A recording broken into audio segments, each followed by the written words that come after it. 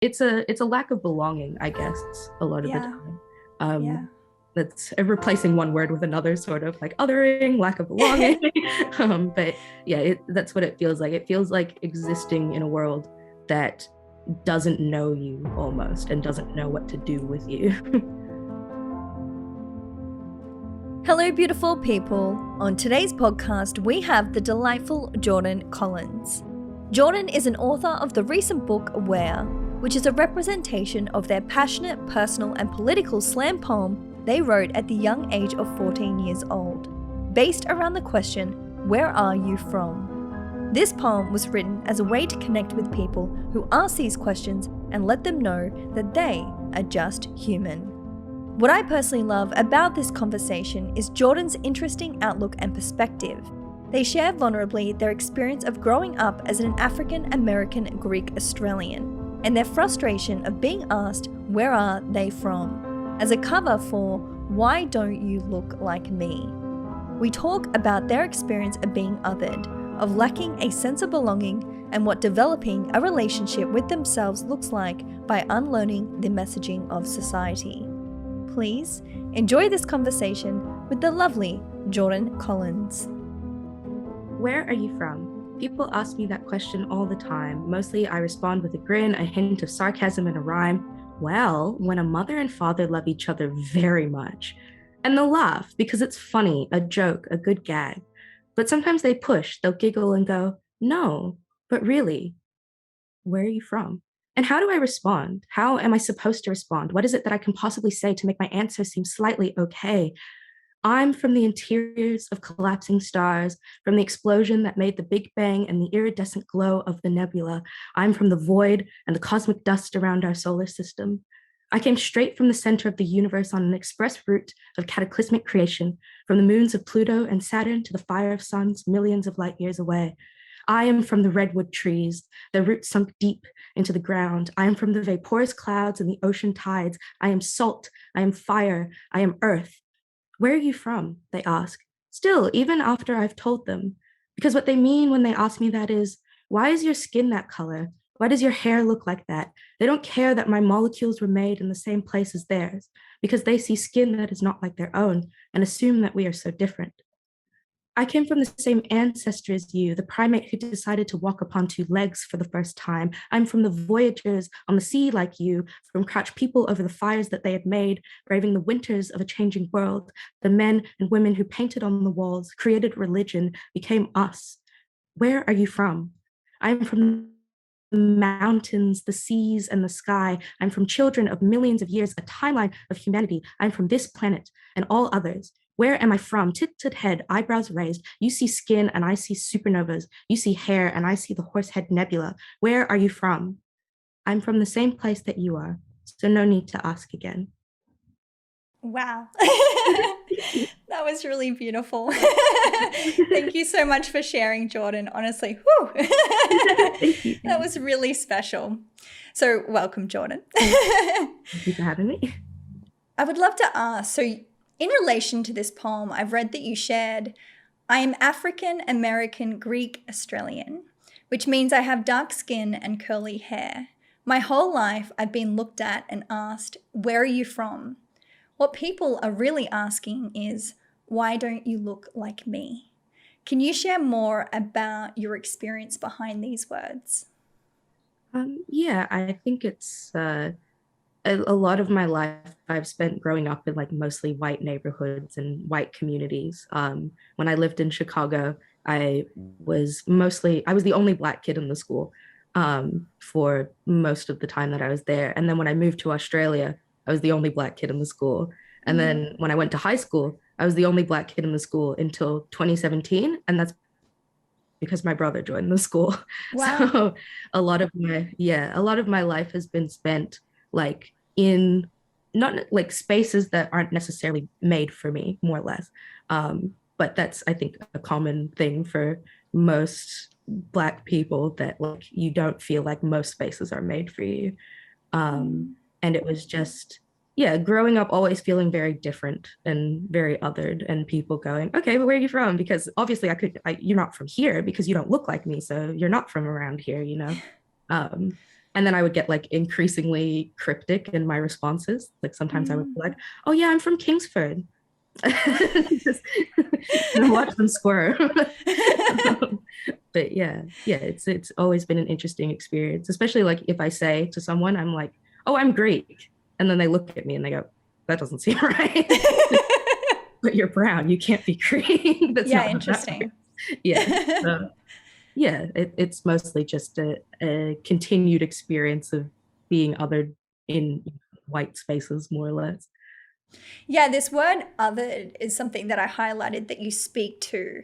Can Mhm. you share more about, I guess, the deeper experience of what that feels like? Like maybe, like on a day to day experience of that, when you really feel like you're embodying that sense of otherness, what does that look like and feel like? Um, a lot of the time, it looks like people staring at me when I go places. There's this thing that babies do in particular, where because his babies are constantly, trying to readjust their definitions of what things Mm, are. Like they go, oh, it has four legs, so it's a dog, and then they see a table and right. they go, four leg, no fur, table instead. And when they see a person that looks like me, they go, person. They have to try and figure that out. So every time I get on the bus, I get stared at by babies. They're trying desperately to comprehend what I am to them. And I'm not blaming the babies for othering me. That's not their Mm, problem. But that's kind of the feeling that I get from all people all the time is they're trying to almost readjust their definition of what human is to encompass me in a way. Uh, where it's like you don't look like me and they might have like all of these preconceived notions about me. One of the things that happens to me a lot is people will ask me like if they can touch my hair and I don't know you. Don't touch my hair. Like, um, uh, yeah, it's a lot of that of just like this constant it's a lack of belonging, I guess, a lot of the yeah, time. yeah. That's replacing one word with another, sort of like othering, lack of belonging. But yeah, that's what it feels like. It feels like existing in a world that doesn't know you almost and doesn't know what to do with you. And what has been your journey with that relationship of belonging? Because obviously, it's very ironic that we're speaking about this. I literally came across a quote today by Brené Brown that sort of talks about this idea of belonging and, separateness and this need to be able to kind of like belong to ourselves first before we sort of feel like we belong to others and sort of the world. Obviously, in growing up and feeling different and feeling othered, what has been your relationship with feeling like you sort of belong not only to like the people around you, but like also to yourself? Yeah, I think it's definitely been very difficult a lot Mm, of the time. Like the when I was younger, like I was friends with a lot of people who had like a lot of like colorism just sort of ingrained in their culture and stuff like that. And they didn't say it to me, sort of like they didn't go, oh, you're brown and that's ugly, kind of. They would just kind of like say things that were like, oh, you want to make sure that you wear long sleeves in summer because you don't want to get a tan. And I kind of like just sort of internalized all of that yeah, of like, oh, I want to make sure that I'm not tan. But I'm also always going to be tan because I'm yeah. brown, Um, but yeah, like I think that there was definitely a lot of internalized hatred for myself Mm, and like I didn't feel like I belonged, so I assumed that that meant that there was something wrong with me rather than yeah. the systems around me and stuff like that. I remember I used to sit in class all the time and I used to have like this part of my hair that would kind of stick up. It was like what most people would have would be like bangs, but because my hair is frizzy, it would just stick straight up. Uh, and I used to sit there with like a pen and try and like straighten it as much as I could. Wow. Because I grew up kind of like hating my hair and seeing that other people around me didn't have hair that was like mine and wanting to fit in with that. And then I learned like because my mom is not African American, she's the Greek side. um, and so I never really learned how to take care of my hair or like to have uh, I was never really in like black spaces most of my life growing up, and I think that that probably contributed a lot to like not feeling like I belonged because I Yeah. didn't have a place that I did. It was always existing in places that I didn't. Um, and yeah, it definitely the experience was mostly unpleasant. Yeah. Yeah. Yeah, I had a little giggle because, it's so funny. Like, fundamentally, as you're very aware, and I know you advocate from, is like, we're all human. And, I was giggling because for some reason, like in my 30s, my hair's like decided to develop like a cowlick thing at the front. And it's Yeah. like all of a sudden it's just like I normally have like a bangs kind of thing going on, and now it's just like decided to just like fully stick up in the hair. So yeah, that's why I giggled. I related to that. I'm just like, maybe I should get the pin out and Yeah, the see if pen it it works. didn't do anything. I Didn't looked. it? Okay. I have to like get some serious gel or something. Yeah. Yeah, I remember trying to ask my mom all the time. I was like, "Can I go?" Like my friend said that I could get a straightener and they would cut it and then it would be bangs. And she was like, "That's not how it works, It's not Pete. gonna. I'm sorry. Like it's just not how it goes." And I was like, "No, no, no." But my friend said that it works, and my friend had like straight hair. So I'm really curious, Jordan, like you mentioned, like, throughout that experience, you do get to a point, I feel like we all do to some extent, like this internalization of self-hatred. And I mean, by all means, you're very young. I think you're around 21.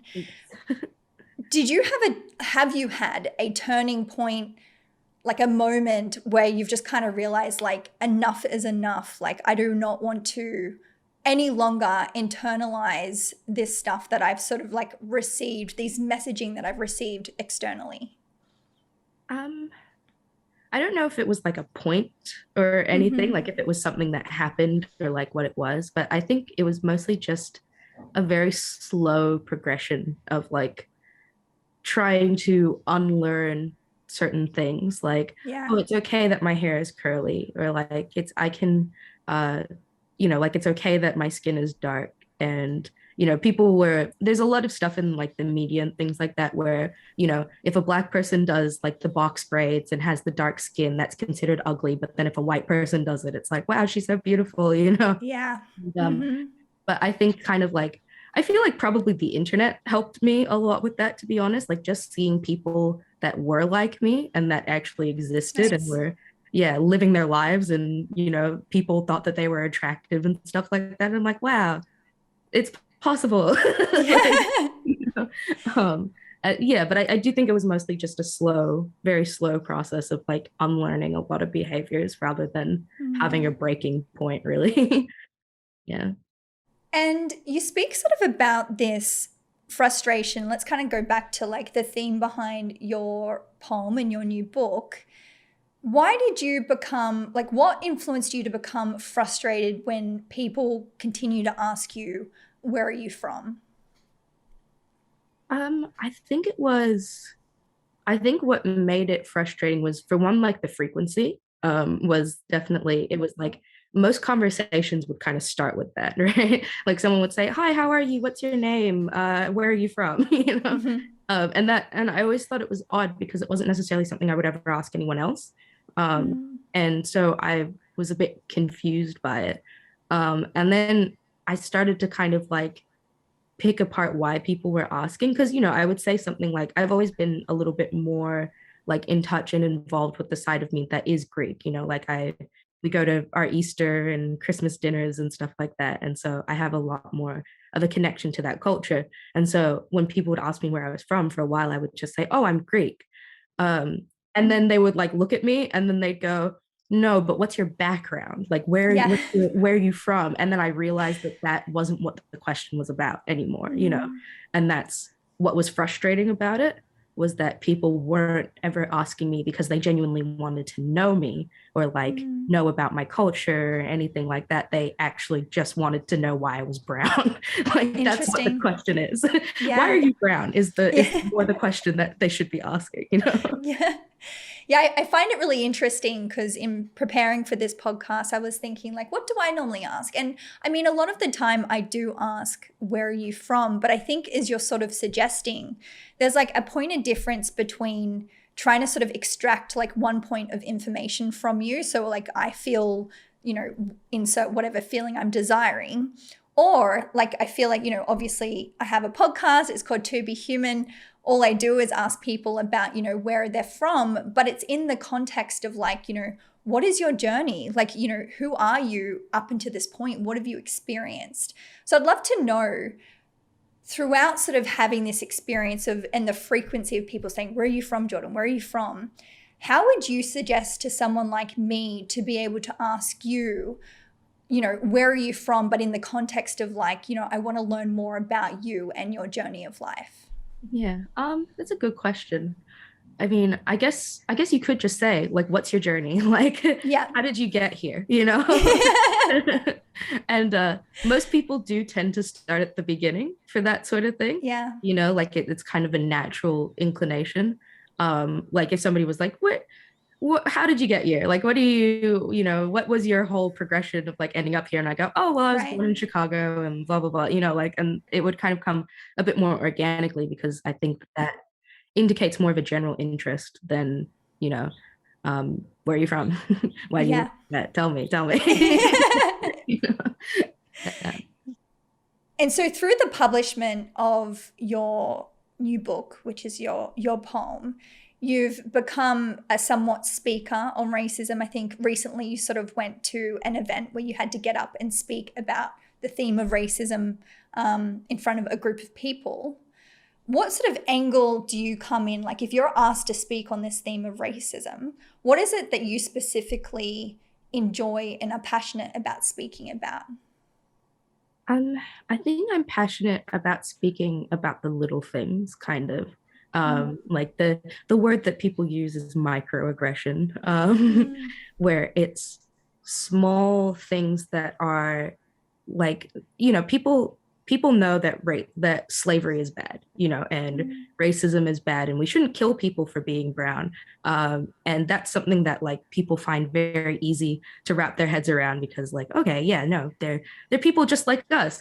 But then when you say something like they're people just like us, it's like, oh, that's where there's a lot of disconnect of like, it's still othering people and still making people feel less than human just by doing small, like little acts. And that's something that I think doesn't get talked about enough a lot of the time, because people always talk about the big racism, like the Black Lives Matter protests, the people getting gunned down in the streets sort of racism, but they don't talk about the day-to-day little thing of like society treating you to hate yourself sort of things. Yeah, I think that that's mostly what I talk about. Like when I did the speech at the CBCA, I talked a lot about my own experiences of just like little things that would just happen to me. And when people hear them, they go, oh my gosh, that's awful. And it's like, Yeah. but you probably would have done the same thing, Right. Like, when I was young, maybe 4 years old, I used to go to this library all the time. And I love the library so much, but I didn't like going into the adult section because like not the adult as in like explicit section, but just like the section with adult That's books. good. Yeah. And I'd be standing there and like I would always try and find this one corner that had like the computer games because I wanted to play the computer games, and I'd go through looking at them, and every time I would turn around, one of these old librarians would be behind me and she'd be like, what are you doing? Are you okay? Do you need help with anything? And I never understood why that made me uncomfortable.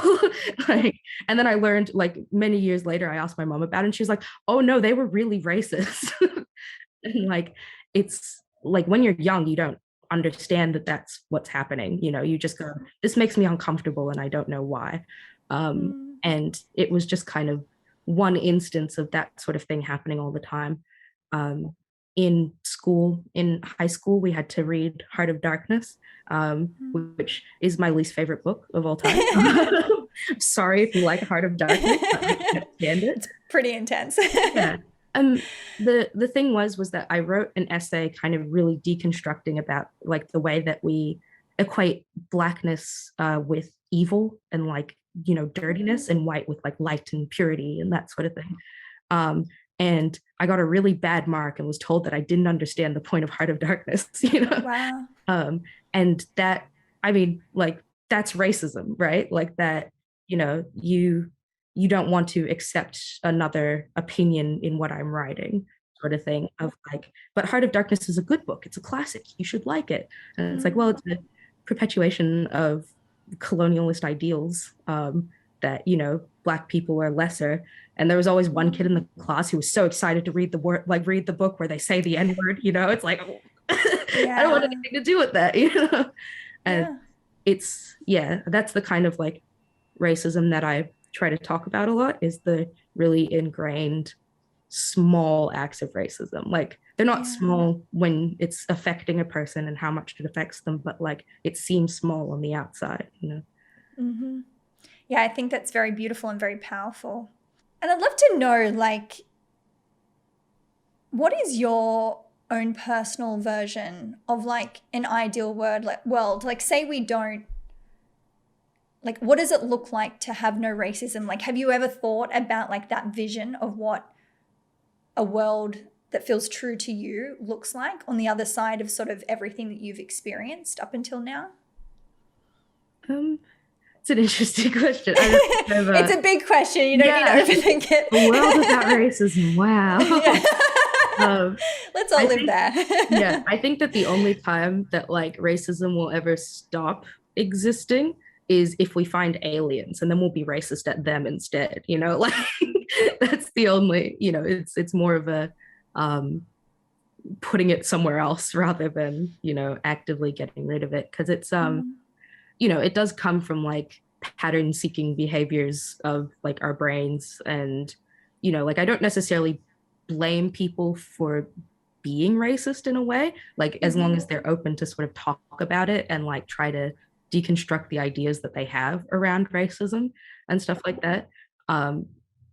Like in a perfect world, it would be nice to just kind of be treated like a human being most of the time. yeah. Like there's this, but at the same time there's so much that has been done already, that like it's that debate between equality and equity. Like there's so much Mm, that we've done to disenfranchise and disempower people of color for like millennia. And it would be a lot of work to undo that and then get to a point where people are no longer like doing those things to people. Like mm, there's we spent so long dehumanizing people of color that we now have to bring them back up a little bit to in like the eye of mm. society to being a person, like considered a person and treated like a person. Yeah. Yeah, I totally think it's like being able to be aware of like our biological defaults. Because I know, there is science and sort of why, as you're suggesting, like this pattern seeking, we like to compartmentalize certain things, like that kind of makes us feel like we understand the world around us more. But I think, as you're suggesting, it's like we can be aware of that, but also treat each other like humans. Like we Yeah. have the ability of like consciousness to be able to make these decisions. Yeah. And I think, as you're suggesting, it's through culture, it's through the generations of being able to implement this that we'll get better and better at it. But as you're suggesting, it just starts with those sort of small changes that may feel insignificant to one person but are really big in the lives of others. Yeah, exactly. So Jordan, I'd love to thank you so much for this beautiful conversation. Thank you so much for sharing your beautiful poem and performing it. I feel truly honored. Thank you so much. Thank you for having me. So I would love to ask you, on a final note, Jordan, what does it mean to you to be human? I think being human means that sometimes we wrap our arms around people when we want to say goodbye, and we give them flowers to show each other affection, and we listen to combinations of sounds that make us feel happy, and we make little robots and we send them up into space. And we being human, I think, is loving each other, and that we're all very much the same, and we are life and we are enjoying ourselves mostly. Yeah.